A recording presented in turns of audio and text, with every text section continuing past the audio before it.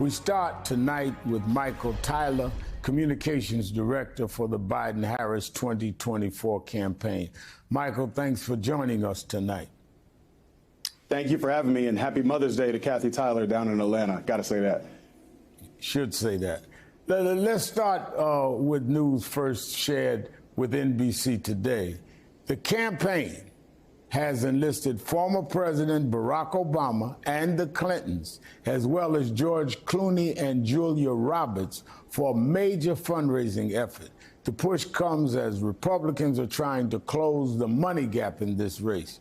Talk about the importance of maintaining that financial advantage, and will we see some of these popular celebrities do voter-focused events in some of the battleground states where the campaign could use a boost right now?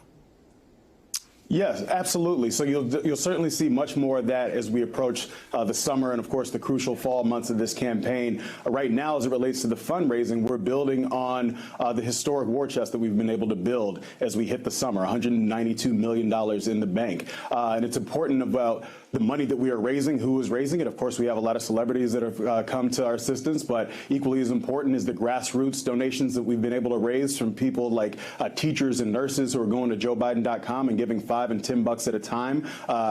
97% of our contributions are grassroots donations, and so we're very proud of that fact, but also it's what that money allows us to do right now.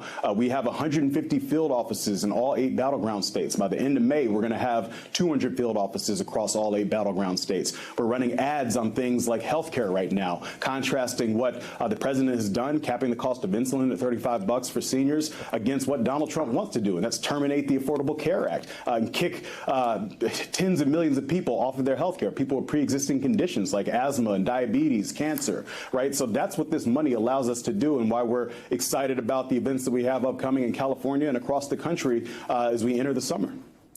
President Biden was in Racine, Wisconsin last week to announce a new Microsoft facility that will employ several thousand people on a site former President Trump announced, a major manufacturing center that never materialized. The event highlights a challenge for your campaign. Many voters perceive Trump to be a deal maker and a job creator, while Biden is the one actually making deals and creating jobs. How do you get that message to voters in Wisconsin and, for that matter, Michigan, Pennsylvania, and other states where an economic policy focused on high-quality manufacturing jobs can be a game changer? It certainly can be. And to your point, that's exactly what President Biden is delivering across the country. I think, as you pointed out, Racine is, of course, the site where Donald Trump showed up in 2018 with a golden shovel in hand, promising the 8th wonder of the world. That 8th wonder never showed up.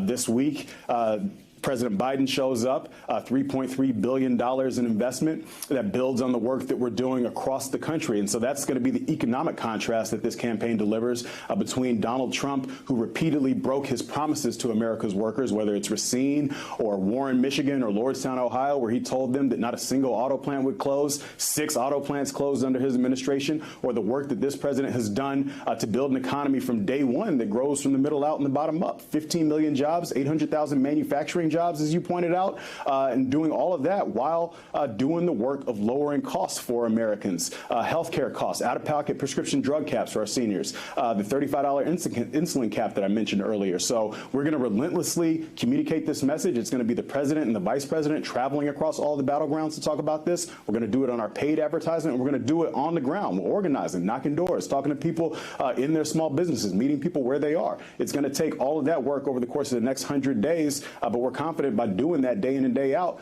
that people are going to know that they've had a president in Joe Biden who's been fighting for them and an opponent in Donald Trump who's clearly fighting for himself. Yeah, I talked to someone I know in Racine that says the only wonder he has from Trump is what happened to the 8th wonder. But we mentioned the convention. It's now less than 100 days away. We had the mayor of Chicago, Brandon Johnson, on last night. He says the city is ready. But as you know, there are Democrats who are worried about the possibility of demonstrations, perhaps remembering the chaos of 1968's convention in the Windy City for the Democrats. Are you confident the party can pull off a convention that shows party unity and inclusion, as opposed to the Republican convention, where organizers are reportedly pushing to keep protesters as far away as possible? Yeah, I'm very confident that we're going to have a convention that celebrates the unity, the diversity, the strength of the Democratic Party, and provides the American people with the showcase of exactly what the next 4 years are going to be like under Joe Biden. And the reason I'm confident is because if you want to look at the work that this campaign and this president has done to unify the party since the primaries kicked off, for example, it's Joe Biden who has coalesced the Democratic base. It's Donald Trump who is having problems unifying the Republican Party. You look at Indiana most recently, you have Nikki Haley still carrying over 20% of the vote. That builds on struggles that Donald Trump has had in crucial states throughout the primary process. Metro Atlanta, he was struggling. Outside of Detroit, he's struggling. Outside of the Research Triangle in North Carolina, he's struggling. As Nikki Haley, who dropped out in March, is still carrying support at this stage of the race. So, yes, we understand the work that we need to do to continue to coalesce our base, making sure that we're listening to the entirety of the Democratic coalition. But we are very confident that when you get to these summer conventions, you are going to have on one side the Democratic convention that exemplifies the strength, the unity of this party, and you're going to have a Republican convention that's just going to be a showcase of the most extreme, divisive, chaotic rhetoric that we've seen under Donald Trump. Now, 1 week from today, President Biden will give the commencement address at Morehouse College in Atlanta. The speech comes at a time when, as you well know, many young black Americans are feeling frustrated with the president over the war in Gaza. Not only young blacks, but many of us even older want to see more action. And it's a perceived lack of progress on issues like police reform and voting rights. Of course, I would be remiss not to point out that Republicans in Georgia just signed into law a restrictive new voter suppression bill aimed at silencing black voices. What is the campaign's message to young African Americans who are perhaps torn on whether to vote for Biden or even cast a ballot at all?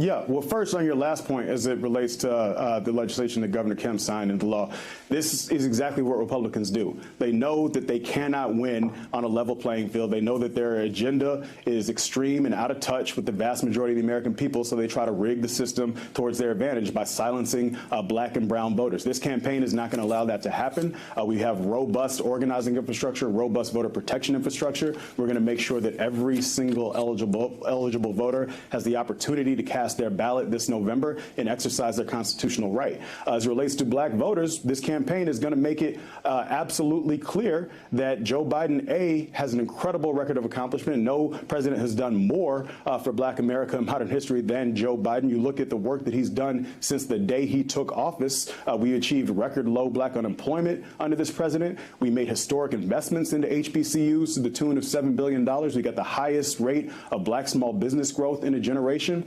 And so we're going to campaign on the record, but we're also going to campaign on the vision for the future. And we're going to contrast that against our opponent in Donald Trump. We're going to talk about his economic record, right? The things that went up under his administration by the end of his term for black people were the unemployment rate, the uninsured rate. We're going to talk about who he is as a person, the way he entered public life, right? Falsely accusing the Central Park Five, the way he entered political life, taking the racist birtherism conspiracy theory and bringing it mainstream. So we're going to talk about what this president has done, what he wants to accomplish in the future. And yes, we're going to contrast that against our opponent. And we're confident that when we do that, black voters are going to continue to understand that they have somebody who was fighting for them day in and day out in Joe Biden, and we're going to project Donald Trump and the extremism that he represents. Well, you mentioned Central Park Five. I led some of the marches on their behalf as Donald Trump then was taking out ads in newspapers calling for them to be face the death penalty.